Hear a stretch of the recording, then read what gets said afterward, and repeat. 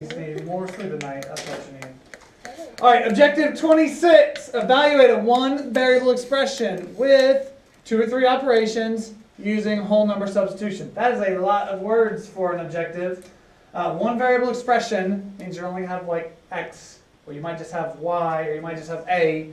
Operations mean add, subtract, multiply, or divide, while using whole number substitution. Alright, let's see what all that means. First off, let's define what an algebraic expression is. An algebraic expression, it's a collection of terms which may include numbers and variables. Numbers and variables. It might have pluses and minuses, but it's going to have a bunch of numbers and variables, and they're separated by pluses or minuses.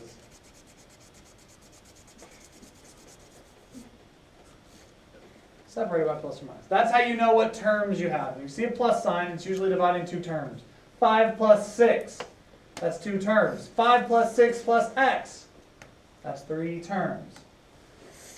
Now expression. Expression and equation get confused, especially early on. An expression does not have an equal sign in it. Expression does not have an equal sign. Why? Because if you see something with an equal sign, you are looking at an equation. In equations, we try to solve and find the answer. Expressions, we aren't trying to solve necessarily. Simplify. Trying to simplify. And occasionally, like on this objective, you'll see expressions, and then they'll say, evaluate that expression if 2 was x instead of x. Here's an expression right here. We got 2 plus 3x over 4 plus 1/3 minus y. The question is, can you see how many terms are in the expression? X. 3. Or 4. Is it 2? Is it 3? It's Is it 4? 3. 3. Alright, if we go back up here, expressions are separated by what? Plus or minus. Plus or minus. Let me kind of highlight the pluses and minuses here. Here's one, and here's one. So how many things do we have? We have these things separating it. Oh, different terms. 4. So in this one you have 4 different terms. You've got a 2. You've got a 3x over 4.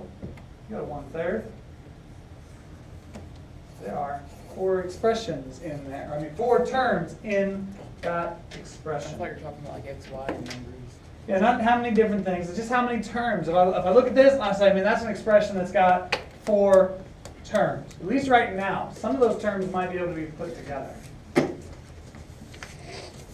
Alright, sometimes you're going to be asked to evaluate an expression that has a variable in it, like what you saw on the previous page. Expression with variable, or many variables. When this happens, you're going to be given a specific number to substitute in the variable's place. So you're going to look at an expression, you're going to see an x in there, and then they're going to tell you replace the x with some number. These type of questions will look like this. What is the value of y over 2 minus 30 if y equals 82? Now, if you notice this down here is trying to tell you this is the expression right here. Y over 2 minus 30. How many terms are in that expression? 2. 2 terms in this expression. You have one variable. It is y, and it is up here. You're supposed to evaluate it when y is 82. That basically means where the y is, replace it with what? 82. 82. So instead of y over 2, it's 82 over 2 minus 30. Now a couple ways we can do this. You just put it 82 over 2 minus 30. That's one way. And then we hit enter, and I get 11. So it's 11. As these get more complicated, you might want to use the store button. So if you go back to the original problem, it says y over 2 minus 30 if y equals 82. If you were going to use the store button, you hit 82 first. Then the store button, which is located right here.